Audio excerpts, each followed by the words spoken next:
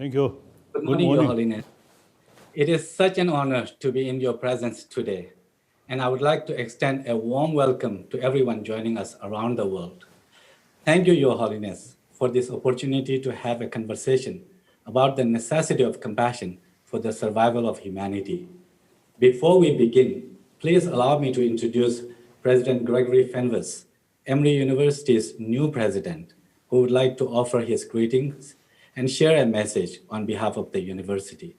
President Fenves has had a long career as a transformational leader in education, recognized not only for his commitment to academic excellence, but also for his resolve in promoting social, economic, and racial equity and justice. Throughout his career, President Fenves has demonstrated a willingness to address difficult challenges with both creativity and humility, and the Emory community is delighted that he has joined Emory. President Fenves. Thank you, Labban. Thank you. And greetings to our global audience. Good morning, Your Holiness. Thank you. It is my privilege to extend Emory University's warmest welcome to you. As everyone here knows, His Holiness is one of the world's great teachers, the highest spiritual leader of the Tibetan Buddhism, and a leading advocate for the benefits of compassion in helping people across the world.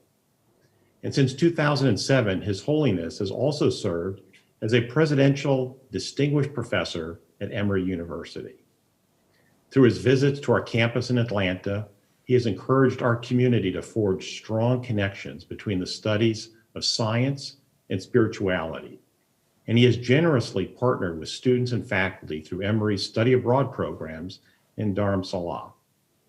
Your Holiness, I can say that the opportunity to work with you was among the many reasons I chose to come to Emory. And this is particularly true because my father is a Holocaust survivor, and his story and suffering were the results of the same type of intolerance that you strive so passionately to overcome. Your focus on the human heart and mind and dedication to helping find peace, forgive, show respect, and lead deeper, more fulfilling lives is powerful and resonant in all times, but especially now. Your Holiness, before I turn things over to you, I would like to thank Melanie Walton, co-founder of the Rob and Melanie Walton Foundation, for joining us. And I'd also like to welcome Professor of Neuroscience at Emory and CNN's Chief Medical Correspondent, Dr. Sanjay Gupta. With these introductions, I'm now honored to welcome His Holiness, the Dalai Lama, our professor for the day. Thank you so much, President Fenves. Your Holiness, before introducing our two discussants, I would like to take a brief moment to update you on our work at the Center for Contemplative Science and Compassion-Based Ethics at Emory University. Originally established as the Emory-Tibet Partnership, this collaboration was inaugurated by Your Holiness in 1998. In 2007, we launched the Emory-Tibet Science Initiative to realize Your Holiness's vision for comprehensive and sustainable science education for Tibetan monks and nuns. This program is now fully implemented in a number of major Tibetan monasteries and nunneries. We are now in the fourth stage of the program, which focuses on developing monastic science teachers and researchers so that the monastic science education will be self-sustaining. We are deeply grateful to you, Your Holiness, for entrusting us with the development of the Secular Ethics in Education program, known as C-Learning. Designed for use in kindergarten through university level education, the C-Learning curriculum integrates basic human values into education on the basis of science and best educational practices. In only a year and a half since its launch by Your Holiness, C-Learning has been introduced to more than 58,000 educators in 145 countries.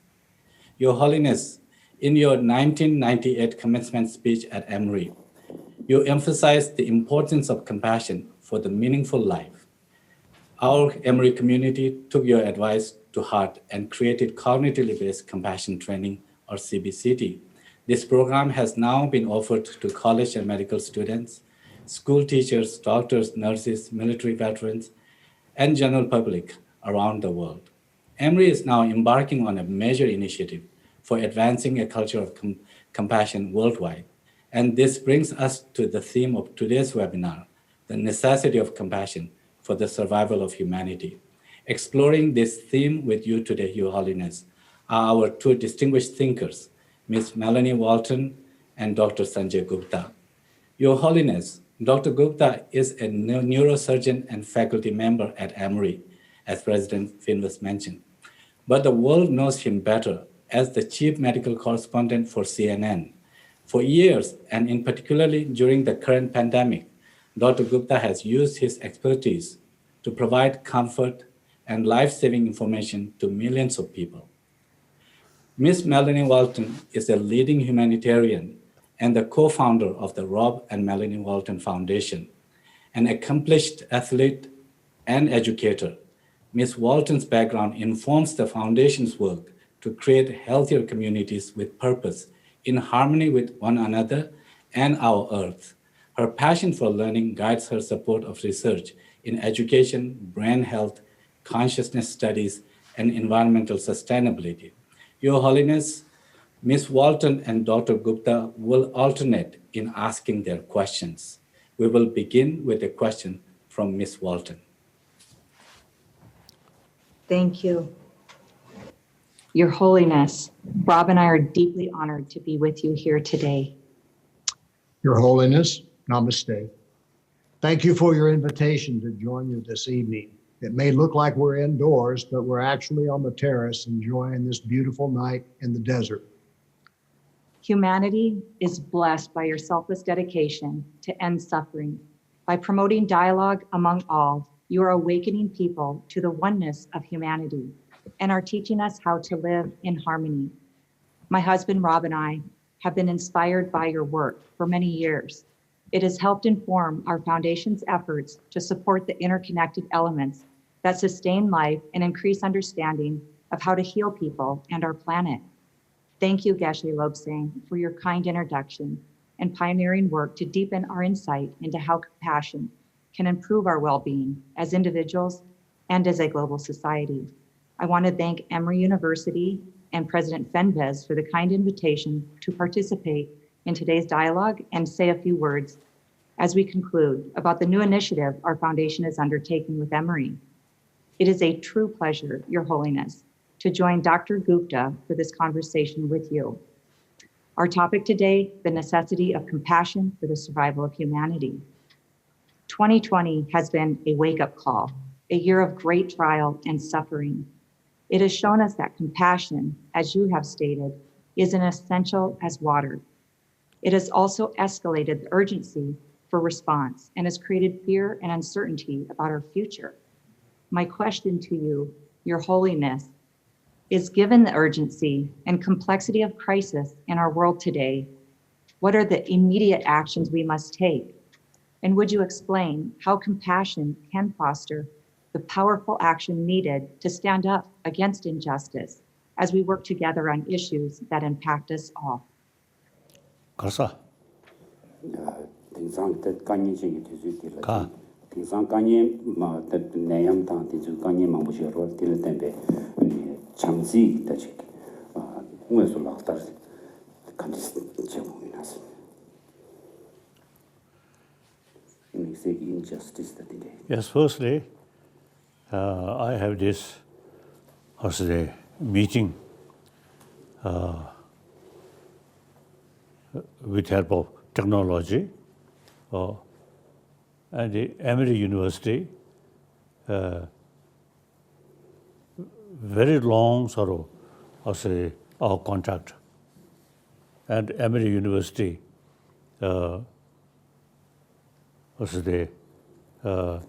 some lot of program to Tibetan scholars, some discussions. Very good. So then, as you mentioned, I'm one of the professor of Emory University.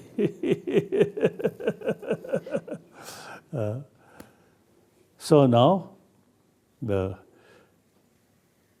recent years, more and more people really paying more attention about our inner peace, mental peace. Previously, there is not much sort of talking, you see, about importance of mental peace.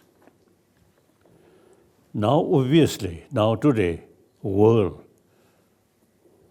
in spite many material development and technology, but a lot of problem. These very much related with mental peace. So now,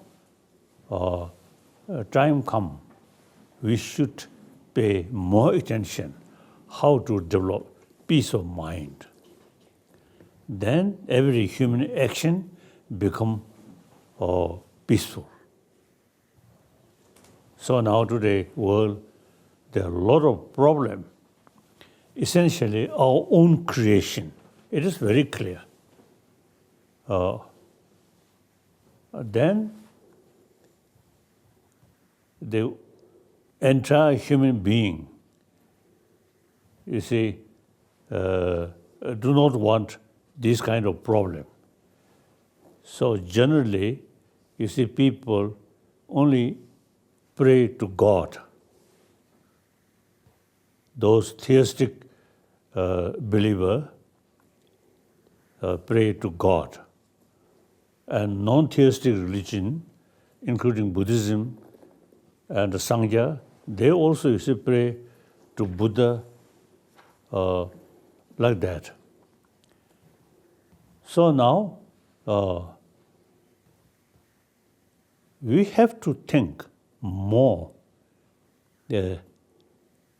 Ultimately, all these human-created problem is a human mind become more agitated mind and also the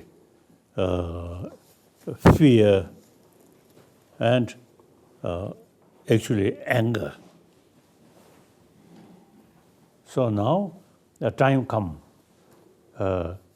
we should look more deeper way.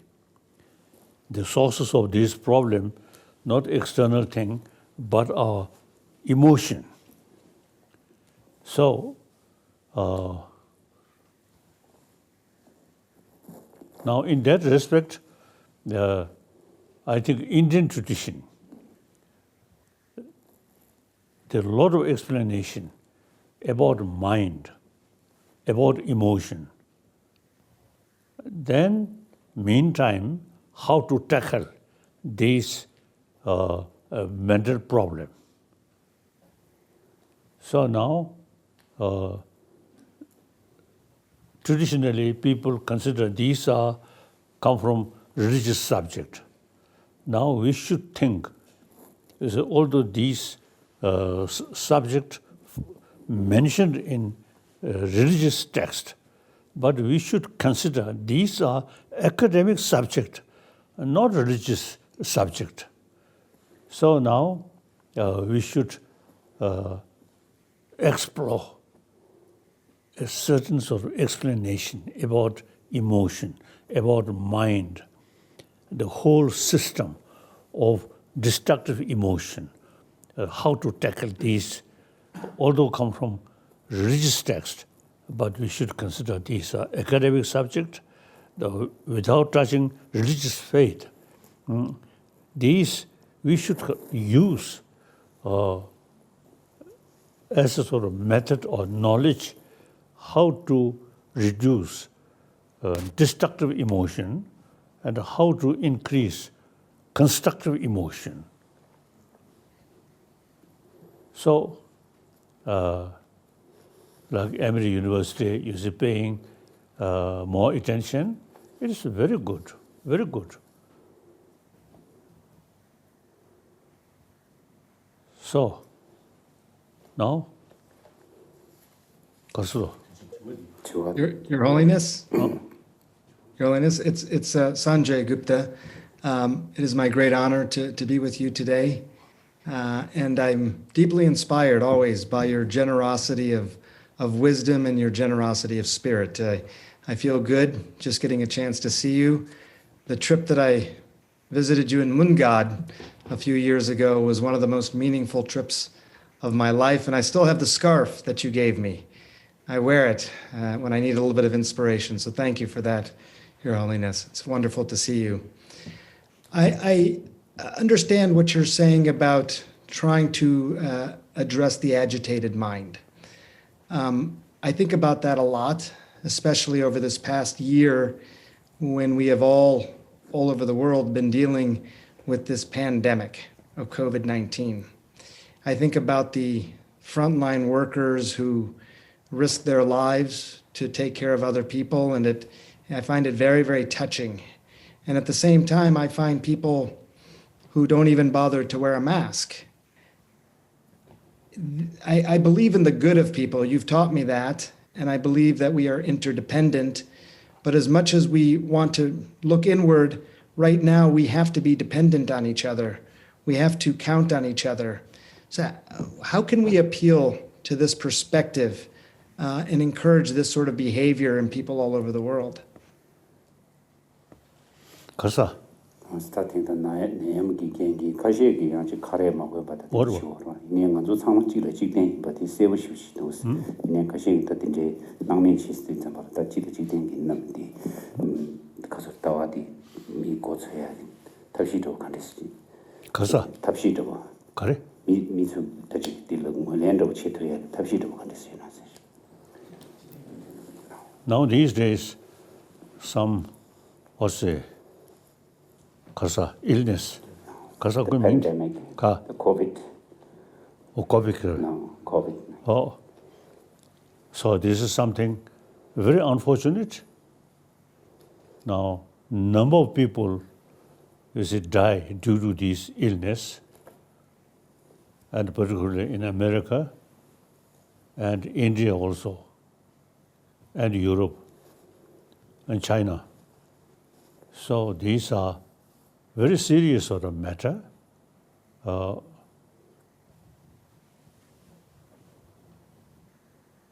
Nowadays, I don't know.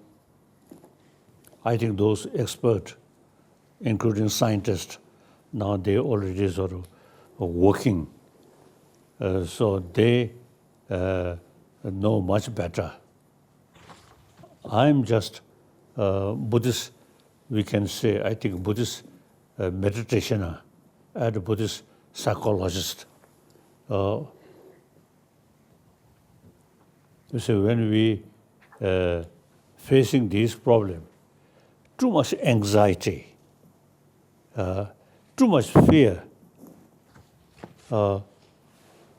that actually creates the sources of this problem. They're much less also fear, anxiety. Then I think that kind of mental attitude is, I feel, some help. Because you see, these, you see, inner strength, actually, how to say, some kind of defense line. Too much anxiety, fear, and creates possibility, you see, to get easily, you see, this illness. So I feel the most important is inner peace. These days, I'm telling, you see, 것아. physical hygiene 가. physical hygiene physical 것아. hygiene Physical hygiene is quite so highly developed. Now we need the hygiene of emotion. So here we should pay more attention. And then the physical level, although you see very, complicated, but hygiene of emotion is more complicated, I feel. So now I think one example, one of my friend, Tibetan monk, since 1959, he remained in prison next 18 years. So he told me during those 18 years in Chinese prison, so he faced some danger or some problem. I thought maybe danger on his life. I asked, what kind of danger? His answer is danger to forget compassion towards Chinese. And so therefore, he considered losing compassion is real danger. So result, his mind very peaceful. So during those periods, you see, lot of sort of suffering and threat, more fear, more selfish attitude, then more problem. So more compassionate attitude is a peaceful mind. So that's one of my friend's own sort of experience. He told me like that. So therefore, the ultimate source of mental peace or hygiene of emotion is warm-heartedness. Now here, warm-heartedness, the many religious texts mention these things. However, some scientists say basic human nature, since we are a social animal, so from birth, we very much sort of received a lot of sort of affection from other, particularly at the beginning, mother. So since we are a social animal, individuals' life very much depend on rest of communities. So therefore, the sense of compassion is from biologically, from childhood there. Now problem, young children, you see, they appreciate a smile. They don't care what nationality, what color, the family background, rich or poor. So long play together, children, very equal. Once we join our school, then we emphasize secondary level of differences, different religion, different country, some countries, different color, and we too much sort of emphasis on secondary level of differences. That creates suspicion, fear, too much jealousy. These things happen. So now, in education, we should pay more attention the oneness of human being. All 7 billion human beings are human brothers, sisters. We have to live together. So then, also the feeling of sort of suspicion, fear, distrust, or anger, these automatically reduce. So now education, you see, should pay more attention about oneness of 7 billion human beings, And then we have to live. Now today, economically, the global economy, no national boundary. And environment issue, also you see, no national boundary. So we have sufficient reasons to explain we need concept of oneness of 7 billion human beings, and we have to live side by side happily. Okay, this is my view. Thank you, Your Holiness. As oneness of humanity, we are actually living on one planet. And I want to thank you for your new book, Our Only Home, A Climate Appeal to the World. Yes, your message is powerful, that Mother Earth is teaching us a lesson in universal responsibility. It has never been more clear that our health as human beings is inextricably linked to the health of our planet, our only home. In your book, you clearly demonstrate that today's environmental crisis is the crisis of our inner world. In order to prevent the worst, you say we need a new enlightenment, a second one, more profound, an enlightening of the enlightenment.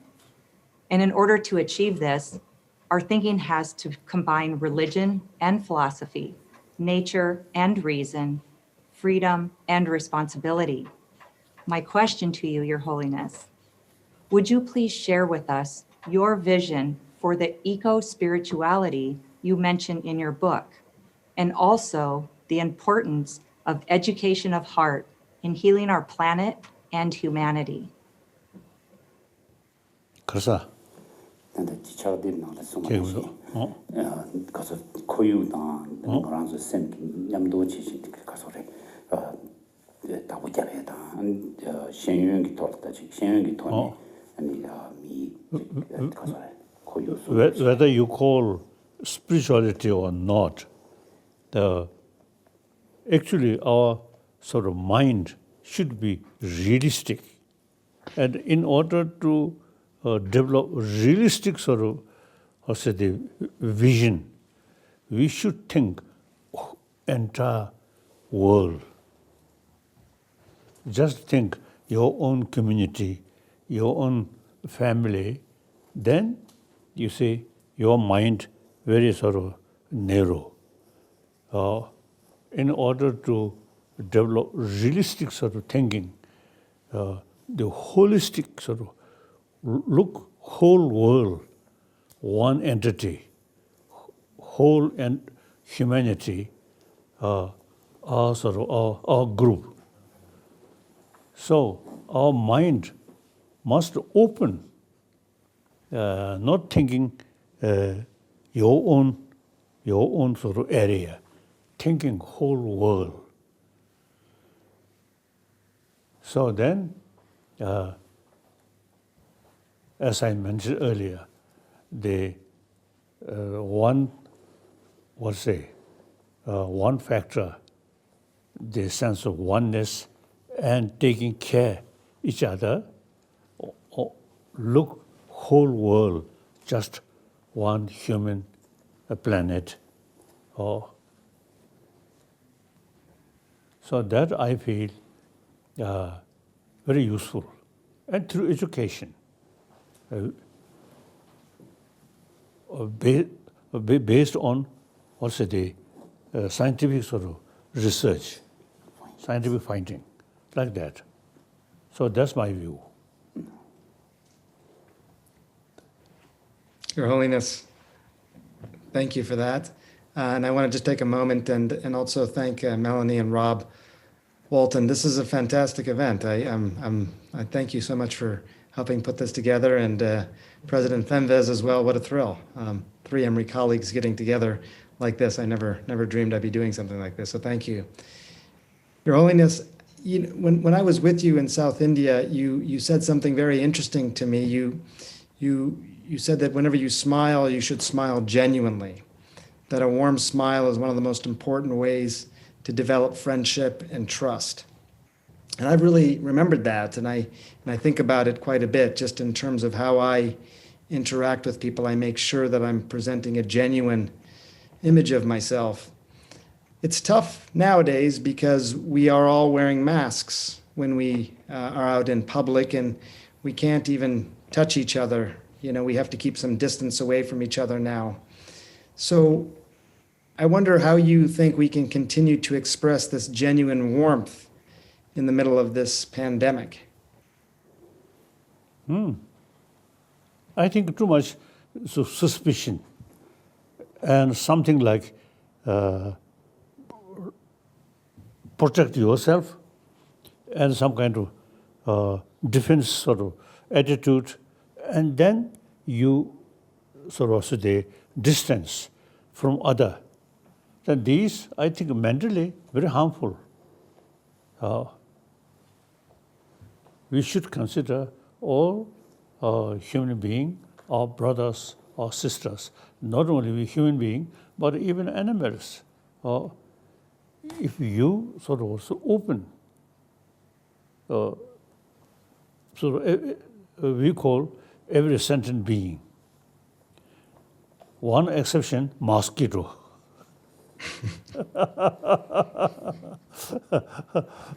Otherwise, you see, all birds, animals, is a part of our, something like our community. So we, there is no basis fear. Open towards everyone and look whole world as a one body. That really brings inner strength. And with that, much less fear, much less sort of suspicion, like that. So we all, I think Indian tradition, ahimsa, non-violence, and karuna, compassion. You see, no discrimination with people, everyone, and including animals. You don't harm them. So all consider part of our sort of the, our life. So that kind of sort of also the mental thinking, very useful, very useful. And according to my own little sort of experience, when I visit a different place, you see, with sort of sense of oneness, everywhere I feel same.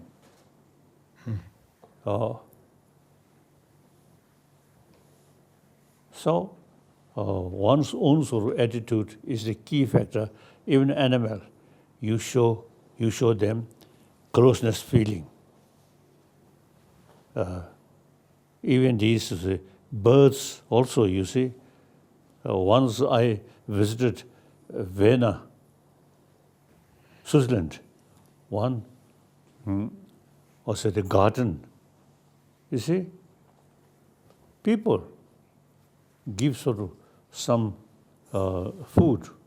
These animals, birds, so they happily you see come and pick up some seed. So if you show them kindness or open, they automatically used to come. If you feel something, also they fear and prefer distance, then actually you become isolated.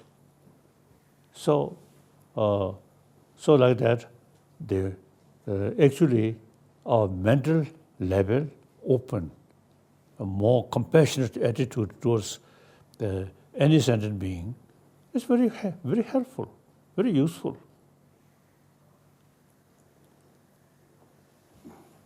So I think, as I mentioned earlier, even Dalai Lama always used to look like that, I think I will find less friend.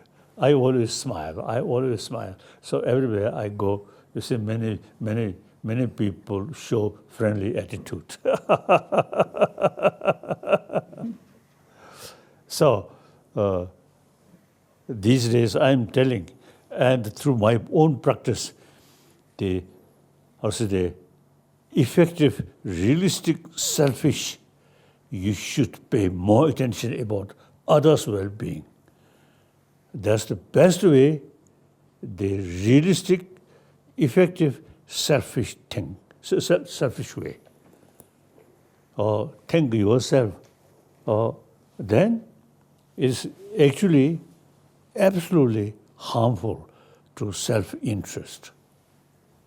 More altruistic mind is the best way to get your own sort of physical health, mental health, and in the society also you will be happy like that.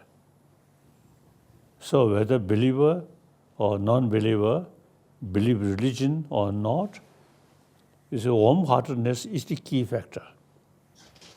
And therefore, all major world traditions carry one message, that is love, loving kindness. All religions carry that message. Even you see those religious traditions believe Creator, then you see that also you see very powerful. We all created by one God, God as our Father. So we all are children of one Father. The Father, compassionate Father. So we should consider brothers, sisters from one Father. And that Father is full compassion. So we are children of that kind of Father. We should be more compassionate children. And then from non-theistic religion, such as Buddhism and Jainism, we consider, you see, a life after life. So not only this life, but beginningless life. So best way to get happy life, compassionate life is the best way. Okay. Your Holiness, as we continue our conversation about compassion for people and planet, I would like to explore your book further, your new book, Our Only Home. I was moved by your urgent call for a revolution of compassion to protect our planet. You say that simply meditating and praying is not enough. You state how young people need to be rebels, demanding climate protection to save their future and for environmental education to be a priority. Your Holiness, you have pointed out how humans are the only species with the power to destroy our Earth, and also the only species that have the ability to protect it.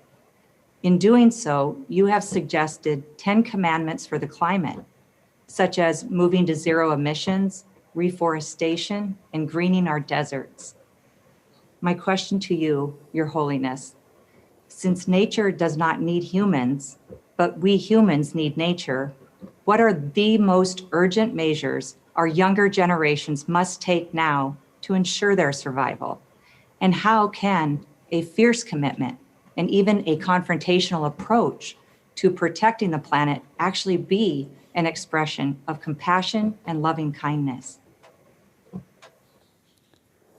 I think existing education, you see, we too much emphasis on secondary level of differences, not much emphasis oneness of 7 billion human beings. As I mentioned earlier, young children, in their mind, by nature, oneness there. In education, now make also the differences, nationality, even you see same community. Now the economy considers something important, so gap rich and poor. So in education field, we should, I think it is much better to emphasize oneness of all 7 billion human beings. And if possible, other animals also. Then, you see, naturally, the individual find more sort of the inner peace. Too much emphasis, differences, then fear or distrust or anxiety, these things happen. So emphasis, oneness, and then these much reduced, like that. Okay. Your Holiness, thank you very much. I want to